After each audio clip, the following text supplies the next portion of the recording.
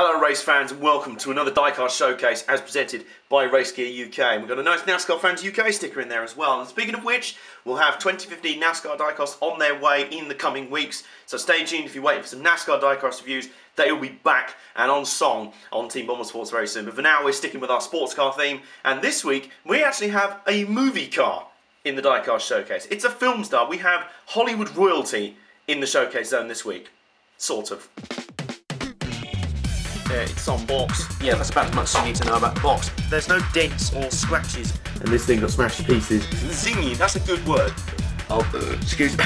It's sloppy. I've seen paper customs on YouTube done better than this. So yes, this week's star in the Diecast zone is the 2014 JOTA Sport Zytek Z11SN LMP2 car, which won the P2 class at Le Mans in 2014 and was the star of the Journey to Le Mans film as narrated by Patrick Stewart. Hollywood royalty, I think you'll agree. So basically this week, we've got a film car in the Diecast zone. This is basically like having the General Lee, or the Bullet Mustang, or the Blues Brothers police car.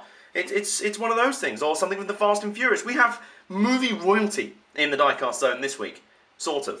And actually, I remember interviewing Harry Tinknell for Downforce Radio, who's part of the Nismo project now, obviously. And I remember joking with him, I've never interviewed a film star before. And he made quite the crack. He said, I remember speaking to the director of that film and saying, what happens if we kind of like blow up an hour into the race? You're not going to have a film. I'm sorry, you're not going to make that entertaining. But in the end, they had a film which involved a huge crash for, I believe, team owner Simon Dolan, who is also one of the drivers. He's an excellent driver as well. He had a massive crash at Silverstone just before Le Mans. They had to basically either get a new car or rebuild. I think they had to build up a whole new car for Le Mans. They dropped down the order early and then clawed their way back and won the class. I mean, seriously, it's as if they knew that film cameras were on them and went, right, we've got to put on a good show. And to be honest, if you'd written that as a script and presented it to Jerry Bruckheimer or Michael Bay, you would have just got laughed out of the executive office with just how corny and ridiculous that thing is. I mean, this would be a story so corny and cheesy and unbelievable, it would make Driven look like a documentary. But no, this one happened for real, folks. This was a real life story. This proves that sometimes reality is stranger than fiction. And what a great story. What a great car as well. It is a lovely car as well. This was the one as driven by Harry Tinknell, Oliver Turvey and Simon Dolan. All great drivers. Obviously, Tinknell now partly involved with the Nismo campaign, but I believe he still drives with JOTA Sport as well. And obviously, JOTA Sport is still going strong. This car, I believe, this exact car, or the car this is a model of, won recently at the Red Bull Ring in the European Le Mans Series. So JOTA Sport, one of the powerhouses of P2. They almost had another comeback story this year at Le Mans, but they finished... They came up just short, and I think it was KCMG won the P2 class in the end after a fascinating battle in P2. But these guys, definitely one of the heavyweights, and I really wanted this car in the race. And full disclosure, I want to be honest about this one, I did want this car in a race. I actually fired an email off to JOTA Sport themselves and said, guys, could you help me out here with getting a model of this car in the race? Because I really wanted this car, this model. You know, you can get JOTA Sport cars from previous years, but I really wanted the P2 from 2014. I wanted that car, because obviously it's the star of the film, it's the star of the show. And they got back to an email to me and sent one to me, which is really cool. Thank you very much, JOTA Sport. Not only are they film stars, not only are they a great team, also, looking out for us. Really, really cool. So thanks for their generosity. This car will be the London Sports Car Trophy. And what a car it is. It is another Spark model, just like the ones you've seen in recent weeks. The Dunlop tyres there on the side. Let's spin it around to the side. Let's look in the rear.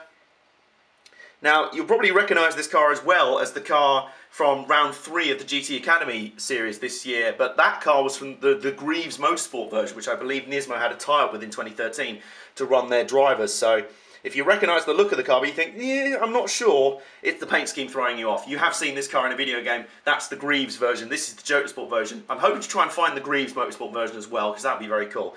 There's the other side. I like this little flap here with the gap coming out on the outside.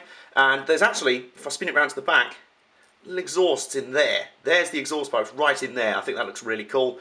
And as usual with the Spark model, you have a tremendous amount of detail. And no wheels. The wheels kind of spin half-heartedly, but yeah, no. It's just don't even bother. And everything is replicated, every single aerial, every single duct, every last detail is on this car as you would expect. Every little bit of cockpit detail in there. I had a friend of mine yesterday who's not as much into racing as I am. He asked me, he went, hang on, why has it got 2 seats? And I said, well, that goes back to an old tradition of hitting your camera stand. No, it goes back to an old tradition at Le Mans where in the early days, drivers actually had to have a mechanic ride shotgun in the car with them in case they broke down. That was tradition. They break down out on the circuit, you have a guy there with some spanners and some hammers to try and hit things and hopefully get back going again. Like I say, that was, you know, in the old flat caps and aviator goggles days. But even though now that's not the case at all, although I think that'd be quite funny, I believe, I can't remember who it was, I think it might have been Christodoulou, who was one of the Mercedes SLS drivers at the Nürburgring 24 Hours this year. I believe he was sat at the side of the road, way out on tracks. Obviously, the Nordschleife was like a bazillion miles long. If you break down on the other side of the track, you ain't getting back to the pit. So he was desperately trying to put the wheel back on his car at the side of the track. And after a few hours, he, in the end, had to concede defeat. But there were a few times where he was like, please, oh, please go back on. He was desperately trying to do some amateur workmanship. But yeah, that's where the two-seater thing comes from. And I'm trying to stick with the P2 category for the London Sports Car Trophy. The P2 category, the open top P2s we've had in some of the recent years, because I think they look great. Obviously, they're moving towards a closed top format for now, and we've got the movement in 2017 where there's going to be 4 chassis makers and 1 engine, which is kind of silly considering P2 is probably the most popular sports car class right now. So I wanted to kind of celebrate all these great prototypes we've seen down the years, and this Zytek is one of them. It's had a Nissan Nismo engine in it. I think it's their V6 or their V8. Don't quote me on that one.